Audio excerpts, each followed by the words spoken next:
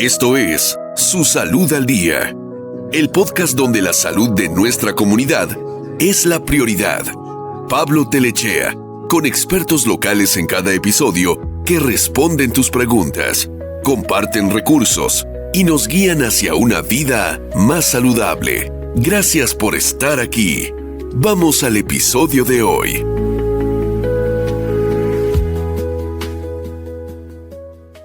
Me acompaña en Su Salud al Día hoy Emilce Pedraza, médico de la Universidad de Utah. Un gusto de tenerte otra vez aquí. Muchas gracias por invitarme nuevamente. En este podcast y a darle una continuación a nuestra primera conversación del podcast anterior, donde hablamos de la prevención de la diabetes, de la etapa primaria, de cuando uno empieza a ir, y hablamos muchas estadísticas, pero la gran pregunta es, ¿qué hace una persona cuando le dicen tenés diabetes? Es un antes y un después. ¿Cuándo se empieza a tener diabetes? Claro. Mira, es una respuesta un poco difícil de asimilar para muchas personas. Algunas personas los toman como el fin del mundo, el fin de la vida, cuando no lo es, porque obviamente es una enfermedad que no tiene cura, pero la podemos controlar muy bien. Y la gente puede tener una vida muy saludable. ¿Cómo sabemos? Bueno, obviamente hay ciertos exámenes que se hacen a nivel de laboratorio. El más común es uno que se llama A1C. El A1C es el examen que utilizamos para diagnosticar, y una vez que ya sabemos, es el examen que utilizamos para saber qué tan bien o qué no tan bien controlada está tu azúcar o tu glucosa. Ese examen hace un promedio de cómo estuvo tu azúcar por los últimos 3 meses. Mucha gente cuando se hace ese examen me dice, no, pero es que yo me comí algo anoche. Y ese examen no se interfiere por lo que te comiste anoche, sino por lo que te has comido Todavía. en los últimos 3 meses. O el hábito alimenticio. O el hábito, claro. Tiene una tabla, una medición, y para decírtela es muy sencilla. El principio es 6.5, vamos a decir que ese es el comienzo, y la tabla llega hasta 10. Sin embargo, hay gente que pasa de 10. Pero el rango va de 6.5 a 10. Y hay un término que a veces se escucha como la prediabetes. Bueno, prediabetes simplemente son esas mediciones antes de 6.5, pero que están muy cerca a 6.5. Generalmente la tomamos de 5.8 para arriba, pero mientras más te acercas a 6.5, peor está esa prediabetes. ¿Y el vivir con diabetes significa que siempre es todo medicamento? No. Obviamente el medicamento es algo importante o fundamental del tratamiento, pero cambios en tu forma de vida, cambios alimenticios, cambios de ejercicio, actividades que hagas, fumas, bebes, es un cambio de vida. No es solo la medicina que te podemos dar. Eso es una parte del tratamiento. Es un cambio de vida, pero drástico, brusco, o se necesita ser inteligente y ir poco a poco. Se necesita ir inteligente poco a poco, porque de la noche a la mañana no vas a cambiar hábitos que has hecho por 40, 50 años. ¿Y esos cambios bruscos pueden también interferir negativamente en el tratamiento? Negativamente, porque yo pienso que la gente se cansa muy rápido. Si tú tratas de hacer un cambio muy rápido, te vas a cansar, y esto es un cambio que lo tienes que hacer de por vida. Es como ir al gimnasio y querer en la primera semana sacar todos los músculos. Exactamente. ¿No? Entonces tienes que reentrenarte otra vez a vivir de otra forma. ¿Reentrenarse a vivir de otra manera? ¿Lo has visto? Claro. ¿Qué logra la gente cuando hace eso? ¿O por qué experiencias pasa cuando trata de hacer eso? Bueno, como te digo, es un cambio de vida, y la persona que lo logra hacer realmente obtiene unos niveles de glucosa fantásticos, igual o parecidos a una persona que no lo tiene. Mantiene un nivel de vida bastante saludable, pero obviamente es una combinación entre la recomendación que te da tu médico, la medicina que te da tu médico y los cambios que haces tú para tu persona y en tu hogar. Porque a veces la familia es importante. Porque yo no hago nada con yo cambiar, pero todo el mundo a mi alrededor sigue haciendo lo mismo. O sea, la familia tiene que cambiar también. Claro. Es una enfermedad familiar esto, claro, ¿no? Claro, sí. Porque estoy pensando no solamente en comida, estoy pensando en hábitos, en cultura. Claro. Por ejemplo, si nos comemos en la familia, sobre todo en la cultura mexicana, comen tortilla. Es algo que es nato en la comida. No hay una vez que tú no te sientes a comer y que no haya una tortilla presente. Entonces, que yo te diga de un día para otro, la tortilla es tu enemigo. Tú no me miras muy bien a mí cuando yo te digo eso. Entonces el hecho de que si yo como tortilla tengo que bajar la cantidad de ingesta de tortilla, pero mis hijos, mi esposa siguen comiendo igual y yo veo que siguen comiendo igual, es difícil. ¿El tratamiento entonces va acompañado de una educación integral en la familia? Es una educación integral en la familia. Y tú como médico, ¿qué has visto en tu experiencia de tantos años cuando tratas de educar a esa familia? Mira, hay de todo.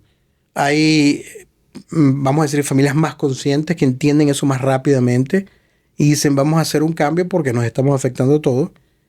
Y hay veces hay la contraparte. Hay una persona que es la que está afectada, tiene el deseo de hacerlo, pero el resto de la familia dice, eso no es así. Cuando hablamos de equilibrio en un platillo, ¿qué es equilibrio en el platillo? Porque mucha gente dice solo verdura o solo esto. Claro. ¿Qué es equilibrio en realidad? ¿Uno puede comer muchas cosas? Sí, sí, por supuesto. Pero si hacemos, imaginémonos un plato, ¿verdad? Y dividimos el plato en dos. Nos quedan dos pedazos. Entonces, en esa mitad que nos queda ponemos vegetales o verduras. Y la otra mitad la volvemos a dividir en dos.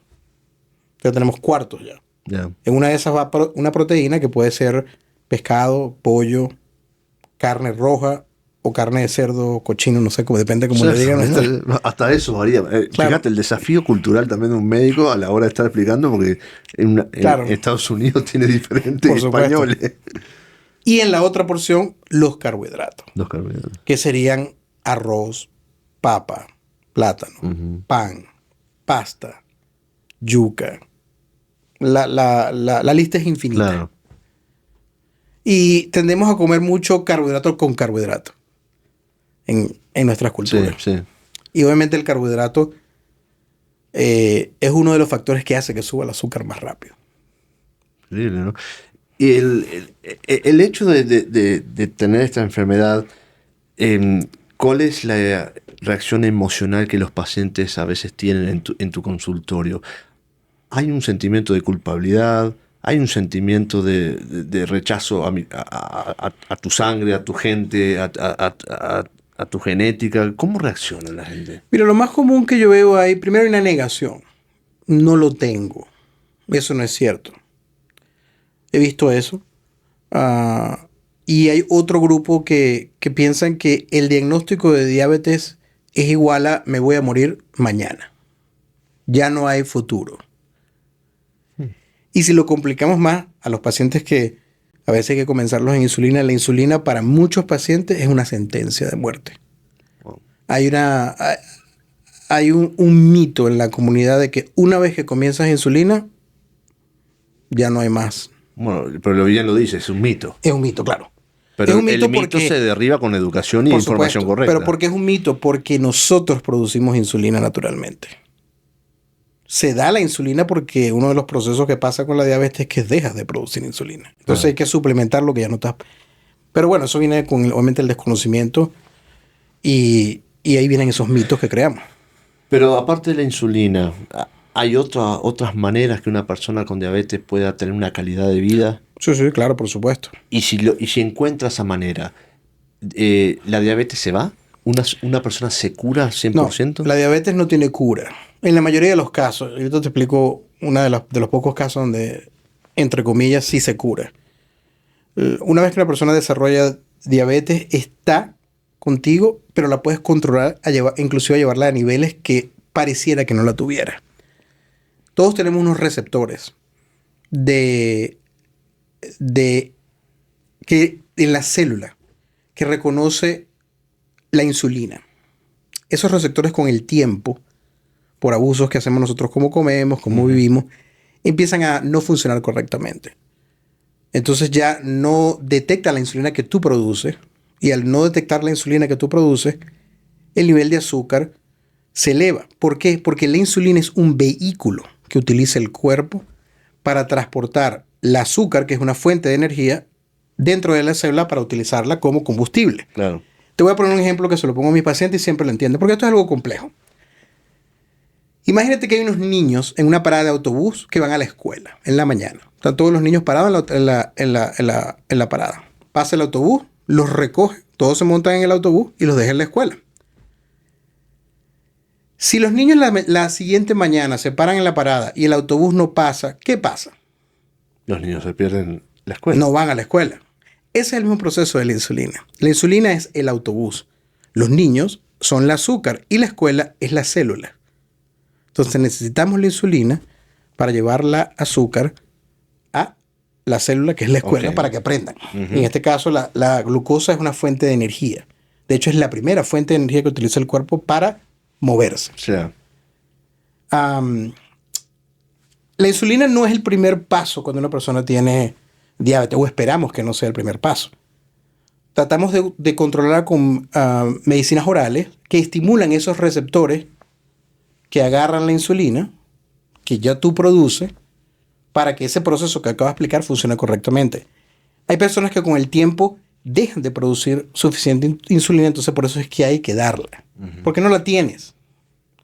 Y esa manera no se puede suplantar con algo más. Sí o sí siempre es insulina, el inyectarse.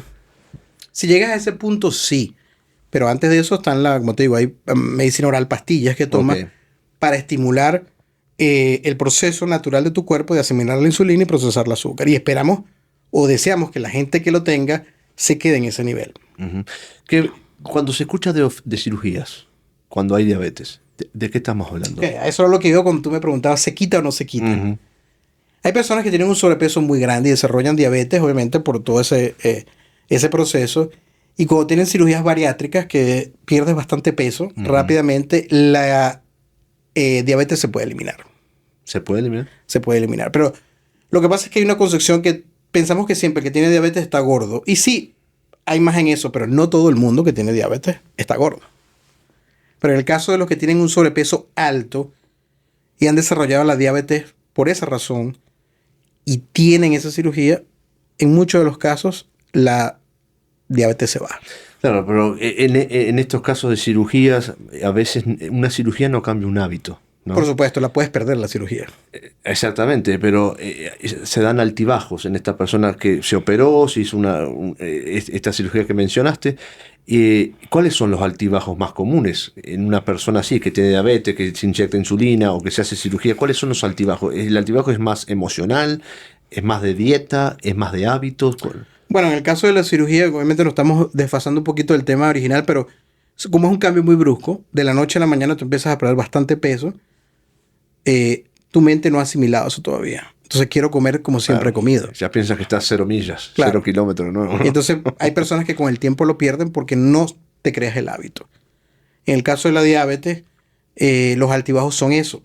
Empiezo muy bien, empiezo con muchas ganas, pero a los 6 meses me desgano porque fui a una fiesta y dije, no hago esto más, tengo que vivir mi vida. Y la verdad es que sí puedes vivir tu vida. De hecho, tú puedes comer de todo y puedes disfrutar.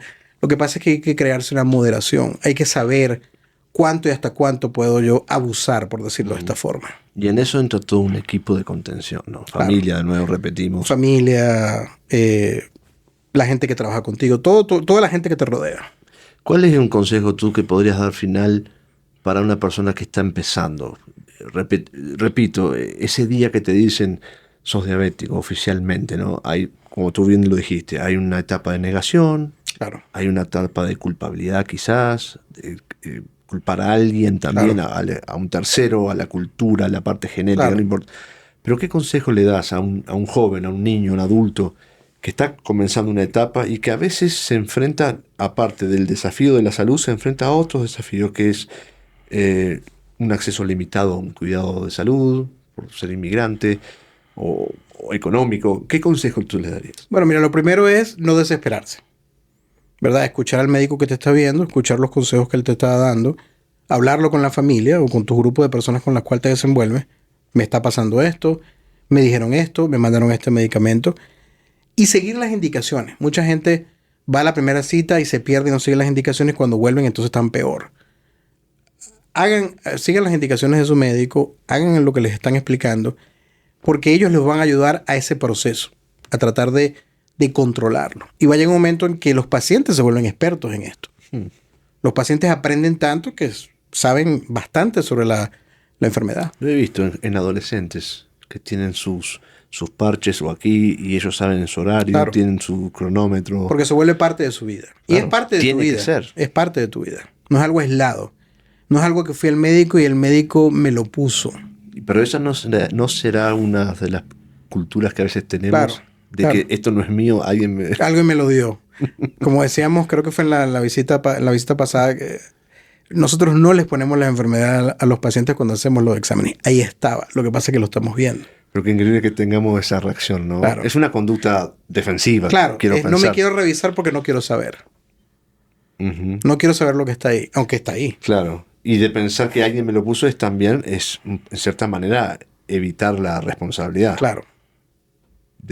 A veces de una mala alimentación o de malos hábitos. Sí, obviamente todos tenemos un grado de responsabilidad propio. No todo es la culpa de un tercero, no es el país. Todos tenemos un nivel de responsabilidad y es importante, y no solo con la diabetes, con muchas cosas es importante reconocer eso. Somos responsables de lo que hacemos. Claro. Y en Estados Unidos, ¿cómo está el tratamiento de una persona con diabetes? ¿Puede tener calidad de vida? Por supuesto. En comparación a otros países. Sí. La fortuna que tenemos aquí es que tenemos a la disponibilidad medicamentos, tenemos comidas. La cosa es saber dónde buscarlo y escoger lo correcto.